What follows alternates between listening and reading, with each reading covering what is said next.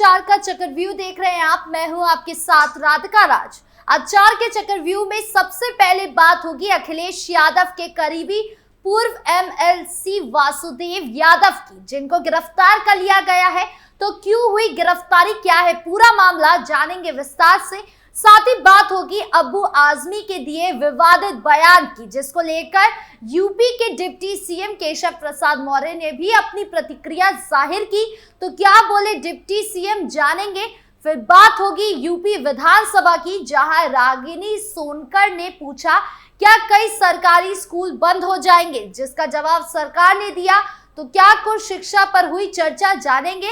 और आखिर में बात होगी मस्जिद में लाउडस्पीकर बैन होने पर हुए बवाल की, जिसमें पुलिस ने 9 लोगों की गिरफ्तारी कर ली है। तो क्यों हुई गिरफ्तारी, क्या था बवाल, जानेंगे। तो चलिए शुरू करते हैं चार का चक्रव्यूह।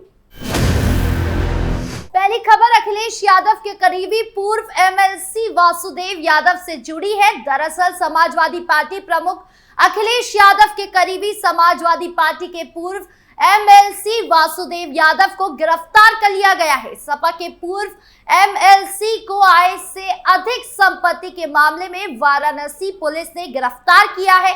प्रयागराज शहर के जॉर्ज टाउन इलाके में स्थित आवास पर छापेमारी कर पूर्व एमएलसी को गिरफ्तार किया गया। अखिलेश यादव के करीबी वासुदेव यादव के खिलाफ विजिलेंस ने मुकदमा कराया था। इस मामले में वाराणसी की अदालत ने पूर्व एमएलसी वासुदेव यादव को तलब किया था।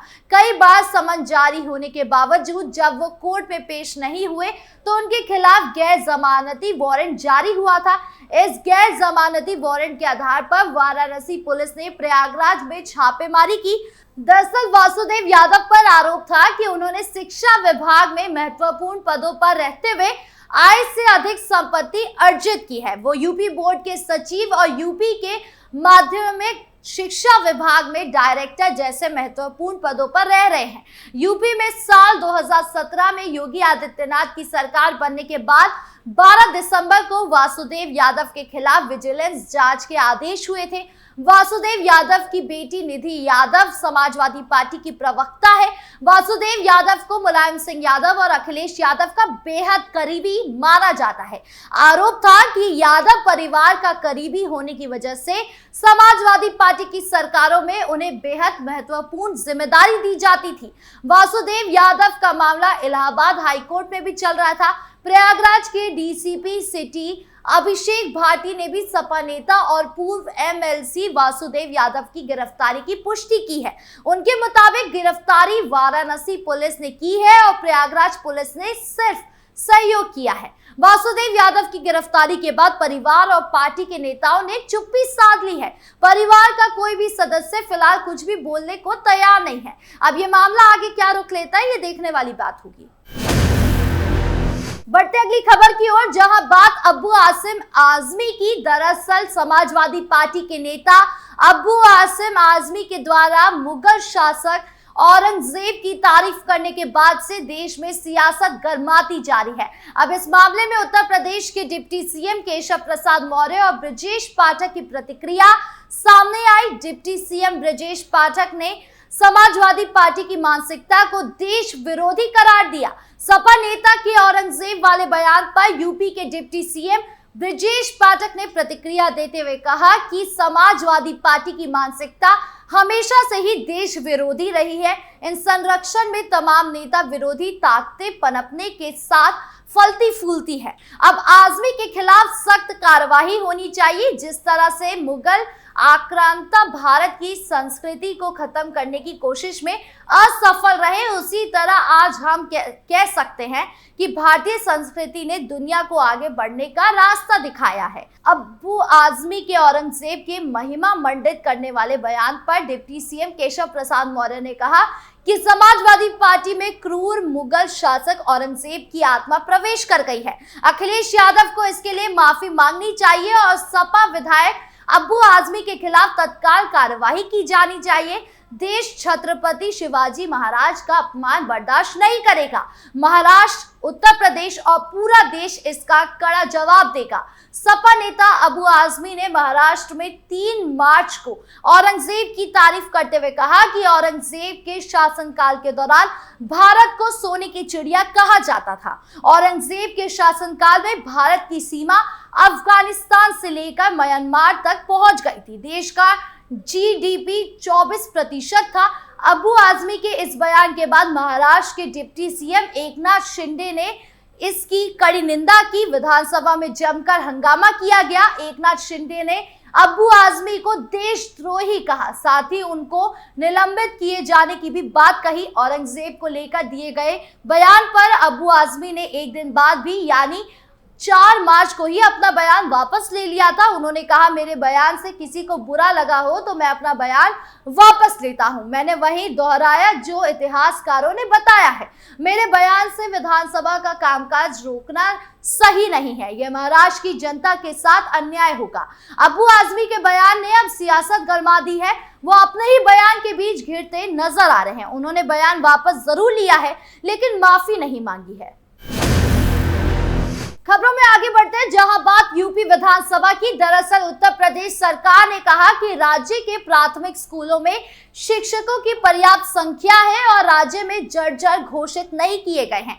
एक भी संचालित विद्यालय को बंद नहीं किया गया है। राज्य विधानसभा में समाजवादी पार्टी यानी सपा की सदस्य डॉक्टर रागनी सोनकर ने अनेक विद्यालयों को बंद किए जाने की खबरों तथा शिक्षकों की उपलब्धता को उनके प्रशिक्षण के मुद्दों को सदन में उठाया। इसका जवाब देते हुए बेसिक शिक्षा राज्य मंत्री संदीप सिंह ने कहा कि जहां पर बच्चे पढ़ रहे हैं और जो जर्जर घोषित नहीं है, ऐसे किसी भी विद्यालय को बंद करने का कोई भी निर्णय नहीं लिया गया है, बल्कि स्कूलों की गुणवत्ता और उनकी उपलब्धता को बढ़ाने की सरकार द्वारा विश्व स्तरीय नए विद्यालयों को सीएम मॉडल कंपोजिट स्कूल के रूप में तैयार किया जा रहा है। ये विद्यालय अटल आवासीय विद्यालय की तर्ज पर तैयार किए जाएंगे। प्रदेश के 57 जिलों में उन्हें बनाने की प्रक्रिया भी शुरू हो गई है। ये विद्यालय विश्व स्तरीय होंगे। सपा सदस्य ने सवाल किया था कि जनता और जनप्रतिनिधियों को अखबारों से पता चलता है कि बेसिक शिक्षा के अनेक स्कूलों को सरकार बंद करने के बारे में सोच रही है। सिंह ने कहा कि सदन में शिक्षकों की उपलब्धता को लेकर भी प्रश्न किया गया। मैं बताना चाहता हूं कि हमारे पास पर्याप्त शिक्षक है, लेकिन कुछ विद्यालय ऐसे हैं जहां पर छात्र ज्यादा हैं और शिक्षक कम है। ज्यादातर विद्यालयों में छात्रों और शिक्षकों को उचित अनुपात नहीं है, लेकिन जितने विद्यालयों में शिक्षक कम है उनमें सरकार ने शिक्षकों के समायोजन की प्रक्रिया शुरू की है, लेकिन उनके प्रारंभ होते ही उसे अदालत के समक्ष रख दिया गया है। वो प्रक्रिया अभी रुकी हुई है। जैसे ही वो पूरी हो जाएगी, उत्तर प्रदेश में ऐसा कोई विद्यालय नहीं होगा जहां पर छात्रों और शिक्षकों को अनुपात पूरा ना हो। शिक्षकों के प्रशिक्षण के बारे में बेसिक शिक्षा मंत्री ने बताया, हमारे शिक्षकों का प्रशिक्षण कार्य अलग अलग मंचों पर कराया जा रहा है। खास तौर पर डिजिटल लर्निंग को लेकर प्रदेश में सभी 880 विकास खंडों में आईसीडी लैब की स्थापना की गई है। इसके माध्यम से शिक्षकों को प्रशिक्षण दिया जा रहा है। खबरों के अंत में अब बात मस्जिद लाउडस्पीकर बैन की। दरअसल यूपी के रामपुर में मस्जिद में लाउडस्पीकर से रोजे का ऐलान करने पर बवाल हो गया। दूसरे समुदाय के लोगों ने विरोध जताया। थाना टांडा और कई थानों की पुलिस सूचना मिलते ही मौके पर पहुंची और दोनों समुदाय से बात कर उन्हें शांत किया। उसके बाद पुलिस ने कई परंपरा को लेकर इमाम सहित 9 लोगों को गिरफ्तार कर जेल भेजा। थाना टांडा क्षेत्र के सेदनगर चौकी के मानकपुर बजरिया गांव में एक छोटी सी मस्जिद है जो लगभग 15 से 20 साल पुरानी है। गांव के लगभग 20 परिवार जो इस मस्जिद में नमाज पढ़ते हैं। मामला रविवार का है जब मस्जिद में रोजा खोलने को लेकर लाउडस्पीकर से ऐलान किया गया। इससे दूसरे समुदाय के लोगों ने इसे नई परंपरा बताकर इसकी शुरुआत पुलिस से की। सूचना मिलते ही 112 पुलिस मौके पर पहुंची। पुलिस ने दोनों समुदाय के लोगों को शांत कराया, लेकिन दूसरे समुदाय के लोग इस पर परंपरा से नाराज थे। बहरहाल इस मामले में पुलिस ने मस्जिद के इमाम सहित 9 लोगों को गिरफ्तार कर लिया है और धार्मिक स्थल से लाउड स्पीकर भी उतरवा दिया है और सभी के खिलाफ मुकदमा दर्ज कर जेल भेजा गया है। वहीं इस मामले में अपर पुलिस अधीक्षक अतुल कुमार श्रीवास्तव ने बताया कि थाना टांडा के ग्राम मानपुर बजरिया में दो पक्षों में लाउड स्पीकर बजाने को लेकर विवाद की सूचना प्राप्त हुई थी। इसमें तुरंत कार्यवाही की गई और 9 लोगों को गिरफ्तार किया गया। आपकी इस मामले पर क्या राय है, कमेंट बॉक्स में जरूर बताएं। 4 के चक्रव्यूह में आज खबरों का सिलसिला यही खत्म करते हैं। कल फिर मिलेंगे आपसे नई खबरों के साथ। वीडियो अच्छी लगी हो तो लाइक शेयर करें, चैनल को सब्सक्राइब करना ना भूलें और देश की तमाम बड़ी खबरों से जुड़े रहने के लिए देखिए कैपिटल टीवी उत्तर प्रदेश। नमस्कार।